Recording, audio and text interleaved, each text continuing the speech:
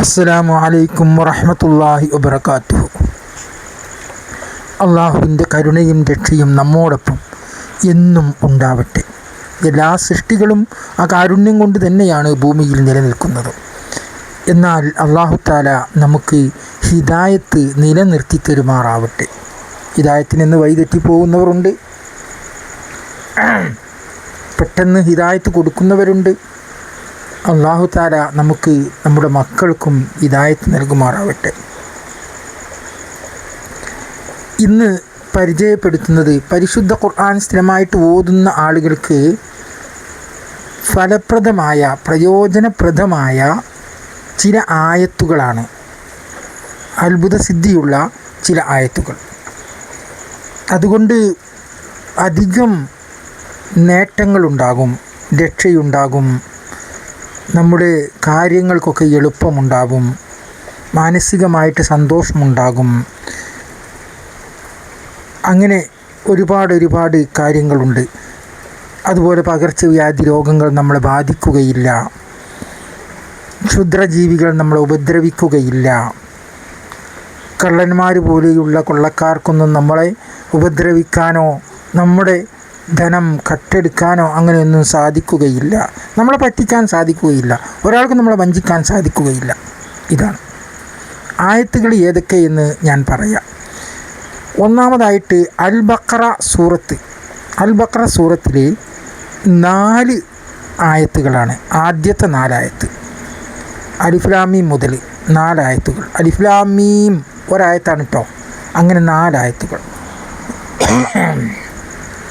പിന്നെ രണ്ടാമതായിട്ട് ഓതേണ്ടത് ആയത്തുൽ കുർസിയാണ്. അത് എല്ലാവരും ഓതുന്നതാണ്. ആ ആയത്തുൽ കുർസിയുടെ അടിയിലുണ്ടാകും 2 ആയത്തുകൾ. ആ 2 ആയത്തുകളും കൂടി ഓതണം. ഓരോരോ പ്രാവശ്യം ഓതിയാൽ മതി. അതൊക്കെ ഓരോരോ പ്രാവശ്യം ഓതിയാൽ മതി. അതുപോലെ 4-മത്തത് ബഖറ ഒടുവിലെ 3 ആയത്താണ്. അത് മുഹ്സീൻ വരെ. അൽ ബഖറ അവസാനത്തെ 3 ആയത്തുകൾ. പിന്നെ ഓതേണ്ടത് വസ്സാഫാത്തി സഫ, സൂറത്ത് സാഫാത്തിലെ 10 ആയത്താണ് ഓതേണ്ടത്. 10 ആയത്ത്, 1 മുതൽ 10 ആയത്ത്. 1-മത്തെ ആയത്ത് മുതൽ കേട്ടോ. 10 ആയത്ത് എന്ന് പറയുമ്പോൾ സൂറത്തിൽ ആയത്തുകൾ പറയുന്നുണ്ടല്ലോ. 1-മത്തെ ആയത്ത് മുതൽ വസ്സാഫാത്തി സഫ അവിടുന്നാണ് ഓതേണ്ടത്. ചെയ്യുന്നതും നമ്മൾ തജ്വീദ് അനുസരിച്ച് ഓതാൻ ശ്രമിക്കണം. അതറിയാത്തവർ അറിയുന്ന അത്രയും അച്ചടക്കത്തിൽ ഓതണം. അത് അറിയില്ല എന്ന് വെച്ച് ഓതൽ ഉപേക്ഷിക്കാൻ പാടില്ല.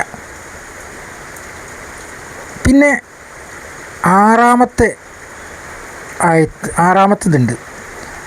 6-മത്തത് ഇസ്രാ സൂറത്തിലെ 110-മത്തെ ആയത്ത് മുതൽ 111-മത്തെ ആയത്ത് വരെ, എന്ന് വെച്ചാൽ 2 ആയത്ത്, 110ഉം 111.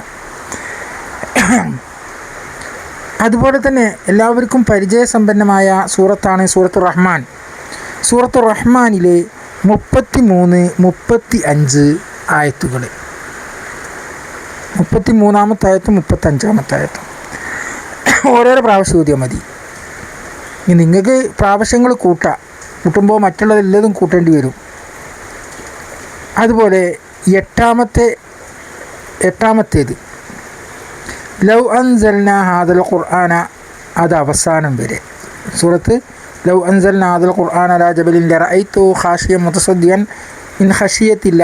ആ ആയത്തുകൾ അതിൻ്റെ ലാസ്റ്റ് വരെ. 9-മതായിട്ട് ജിന്ന് സൂറത്താണ്. ജിന്ന് സൂറത്തിലെ 3-മത്തെ ആയത്തും 4-മത്തെ ആയത്തും. ഇതാണ് നിങ്ങൾ ഓതേണ്ടത്. ഇത് ഞാൻ ആദ്യം തന്നെ വേഗം പറഞ്ഞത് എന്താണെന്ന് വെച്ചാൽ, ഇതിങ്ങനെ വലിച്ചു നീട്ടി പറയുമ്പോൾ ചില ആളുകൾക്ക് അത് അറിയാൻ വേണ്ടി ഭയങ്കര ധൃതിയായിരിക്കും. മറ്റുള്ള ഉപദേശങ്ങളൊന്നും കേൾക്കാൻ വലിയ, ഇതിൻ്റെ ഫലം എന്താണെന്നൊന്നും കേൾക്കാനുള്ള അത്ര ഒരു മനസാന്നിധ്യം ഉണ്ടാവില്ല. അതുകൊണ്ടാണ് ഞാൻ ആദ്യമേ പറഞ്ഞത്, പല കാര്യങ്ങൾക്കും വിജയകരമായിട്ട് തന്നെയാണ് ഇത് നമുക്ക് അനുഭവപ്പെടുക. ഇതിങ്ങനെ പതിവാക്കിയിട്ട് ഓതാനൊരു പ്രയാസമില്ല. മുസാഫ് നോക്കി കുറച്ച് ദിവസങ്ങൾ അങ്ങനെ ഓതിക്കഴിഞ്ഞാൽ പിന്നെ അത് കാണാതെ തന്നെ അങ്ങ് പഠിയും. പിന്നെ ആ കാണാതെ അങ്ങ് ഓതിയാൽ മതി. ഇൻഷാ അല്ലാഹ് അല്ലാഹു തആല നമുക്ക് ഖൈറും ബർക്കത്തും പ്രദാനം ചെയ്യട്ടെ. അങ്ങനെ ഓതി തുടരുന്നവർക്ക് അതിൻ്റെ ഫലം പൂർണ്ണമായിട്ടും ലഭിക്കുമാറാവട്ടെ. നമുക്ക് നിങ്ങളോട് പറയുമ്പോൾ ഞാനത് ഓതി തുടങ്ങി എന്നിട്ട് അതിൽ സംതൃപ്തനായതിന് ശേഷമാണ് നിങ്ങളോട് ഞാനിത് പറയുന്നത്.